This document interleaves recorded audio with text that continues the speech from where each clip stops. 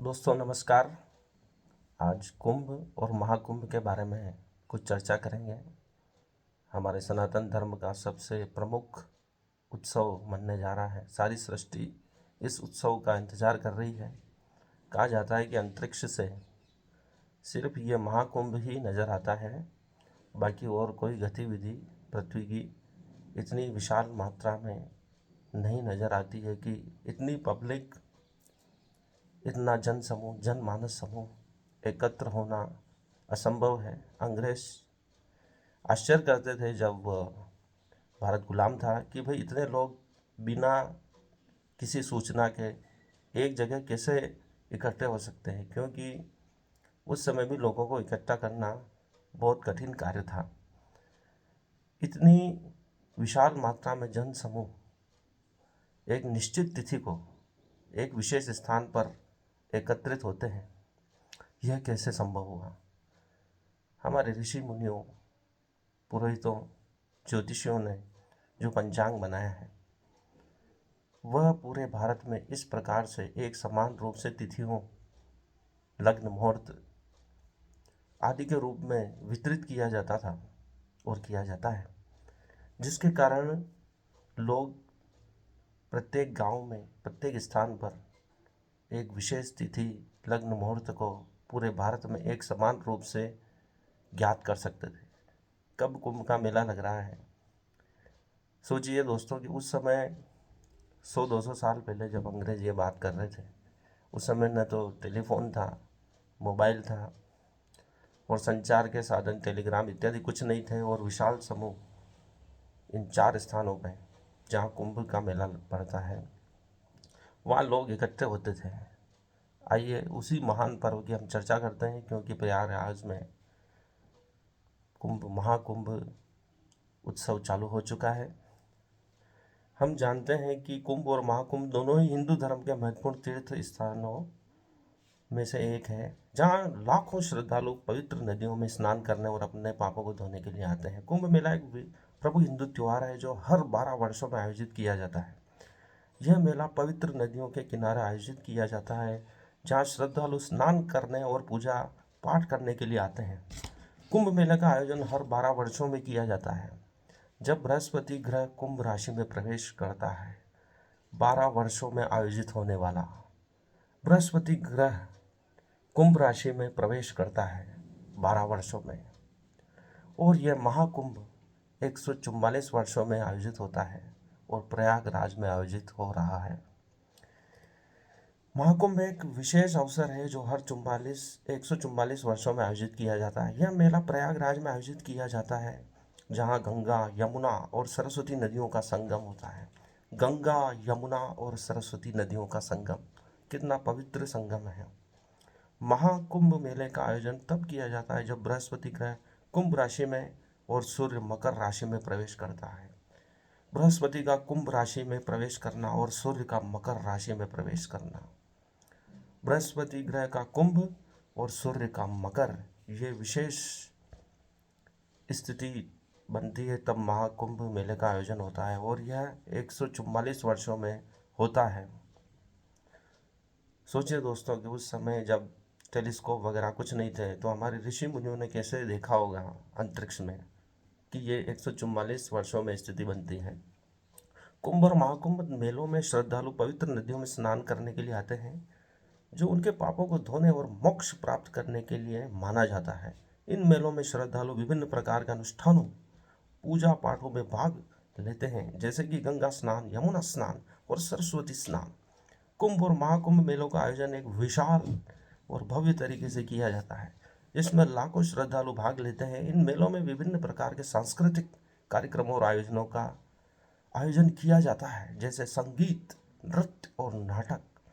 कुंभ और महाकुंभ मेलों का महत्वपूर्ण हिंदू धर्म में बहुत अधिक स्थान है। यह मेला हिंदू धर्म के अनुयायियों के लिए एक महत्वपूर्ण तीर्थ स्थल है। इन मेलों में श्रद्धालु अपने पापों को धोने और मोक्ष प्राप्त करने के लिए आते हैं। मनुष्य की सबसे बड़ी इच्छा है कि उसे मोक्ष प्राप्त हो जाए, इस दुख भरे संसार से वह मुक्त हो जाए, और यह मेला हिंदू धर्म के अनुयायियों के लिए एक महत्वपूर्ण अवसर है।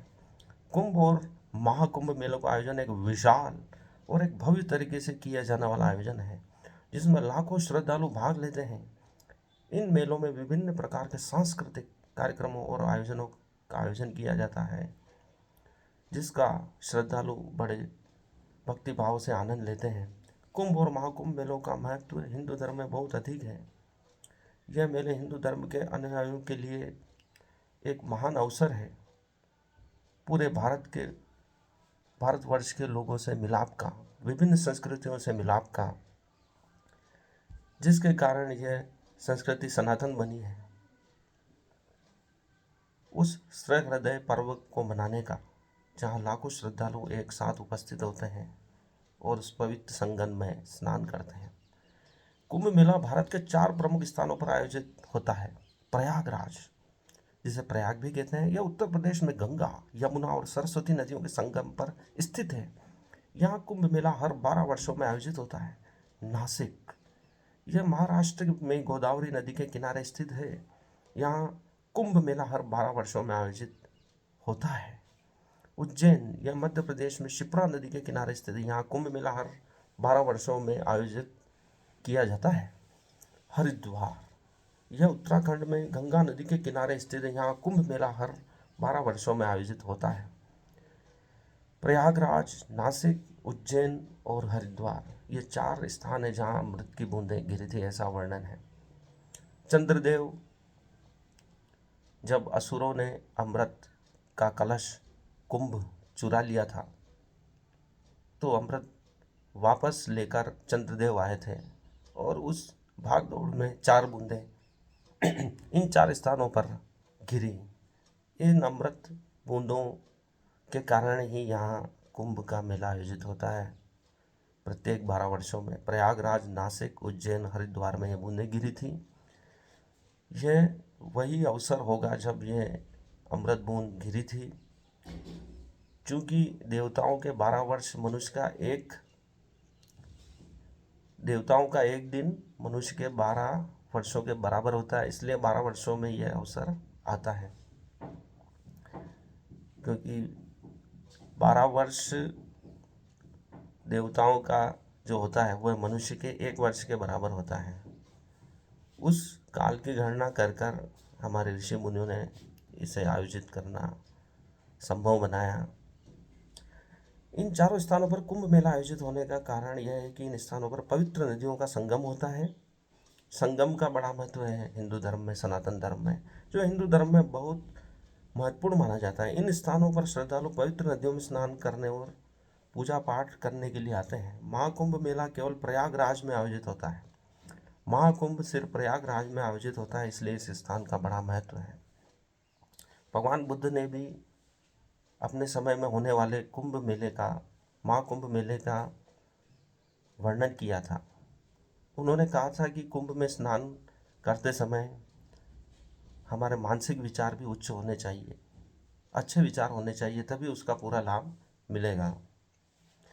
यह मेला बहुत बड़े पैमाने पर आयोजित होता है और इसमें लाखों श्रद्धालु भाग लेते हैं। हमारे पास कई ऐतिहासिक वृत्तांत मौजूद हैं।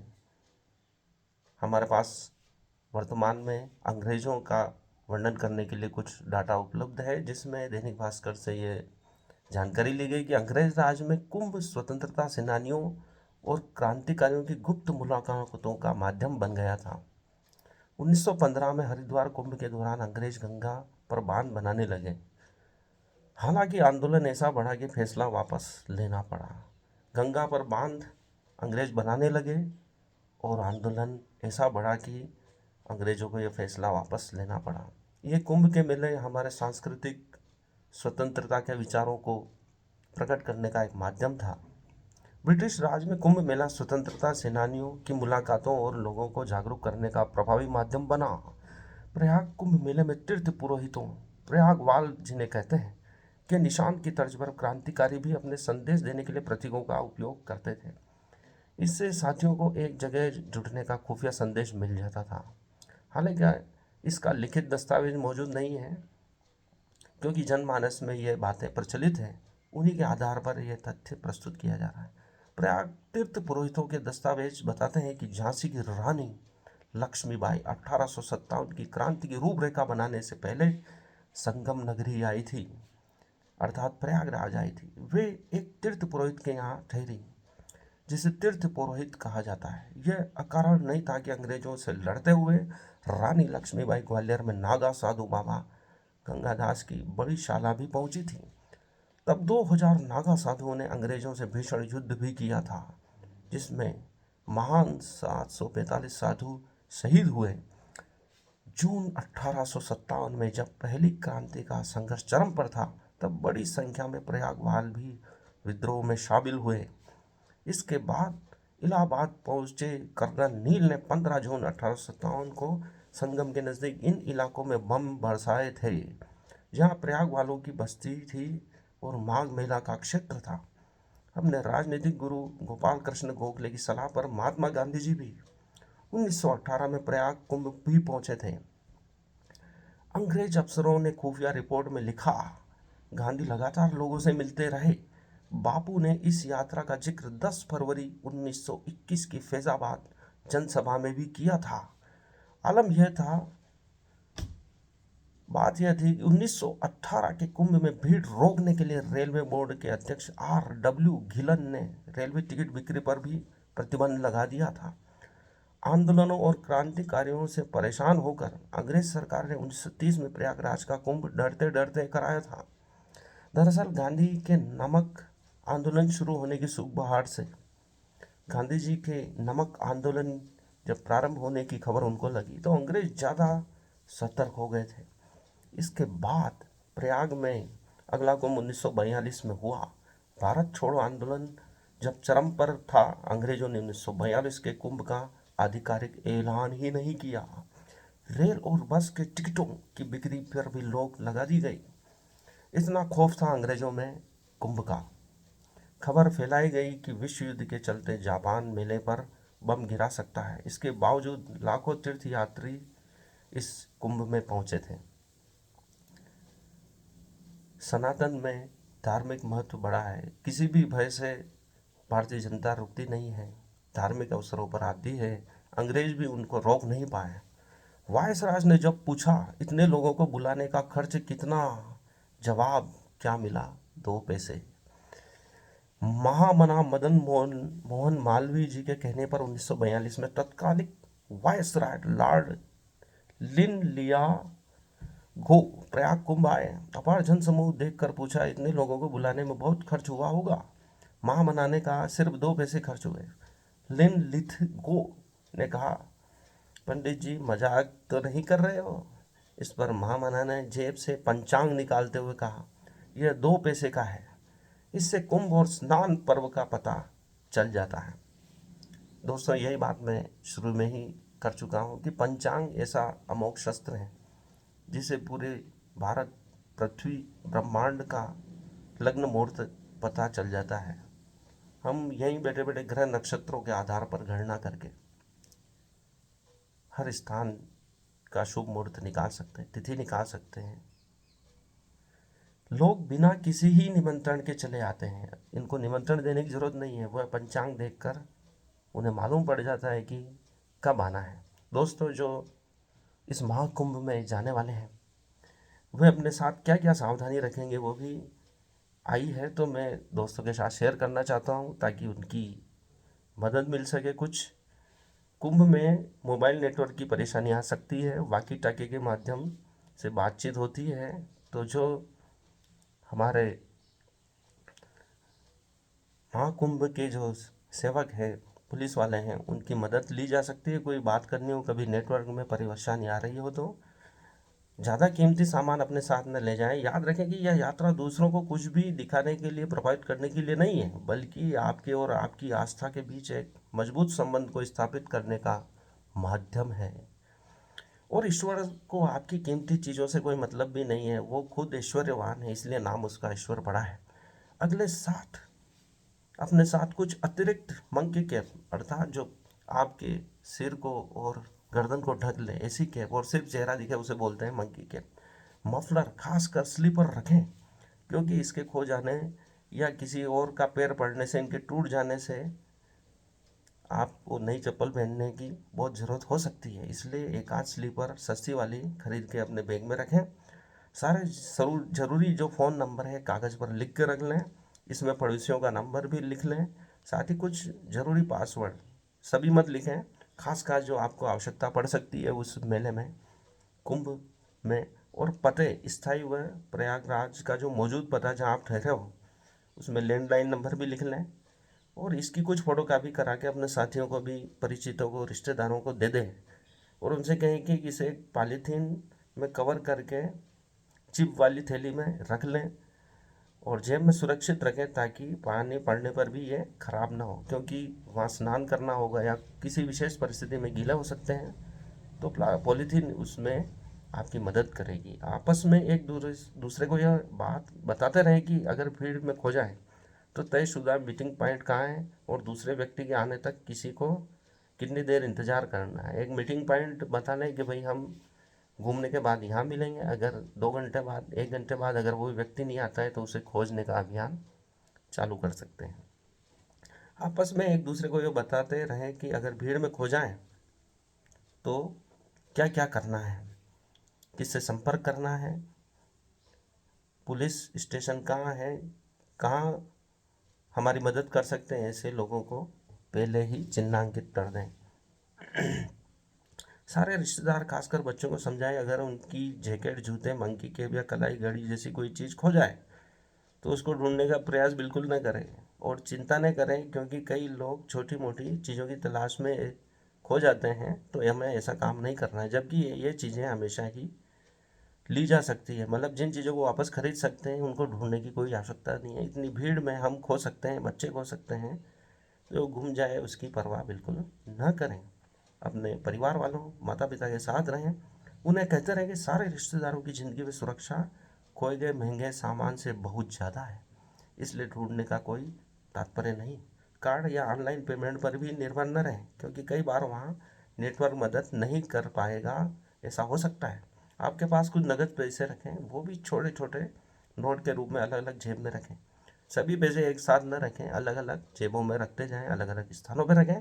अपने टाइट पॉकेट में पर्स न रखें जो कि बाहर से ही दिखाई देता है। अपनी टाइट पैंट पीछे की जेब में बिल्कुल न रखें पर्स को, क्योंकि वहाँ पीछे से आसानी से चोरी हो सकता है, दिखाई देता है। जहाँ भी ठहरें सुनिश्चित करें कि आपके सूटकेस का नंबर लॉक किसी को न बताएं, न दिखे, ऐसा प्रयास करें। जब सीक्रेट नंबर से सूटकेस खोल लें, तुरंत ही नंबर को स्क्रॉल कर दें, ताकि आपके कमरे की सफाई करने वाला हाउसकीपिंग स्टाफ भी इसे पढ़ न सके, कोई भी पढ़ न सके, ऐसा ध्यान रखें। अपने कमरे में पर्याप्त आराम करें, ऊर्जा बचाएं, अपने विश्राम का पूरा ध्यान रखें, क्योंकि आपको स्नान करने में 7-8 घंटे भी लग सकते हैं। ड्राइविंग और ट्रेन यात्रा में भी चौकस रहने के लिए ऊर्जा को बचा के रखें। कुल मिला के निष्कर्ष ये है कि जब भी महाकुंभ जैसे किसी भीड़ भाड़ वाली जगह पर हम जाते हैं तो वहाँ मोबाइल फ़ोन पर बहुत ज़्यादा निर्भर नहीं रहना चाहिए। तनाव कम करने के लिए पॉकेट डायरी रखें, जिसमें ज़रूरत की जानकारी लिखते रहें।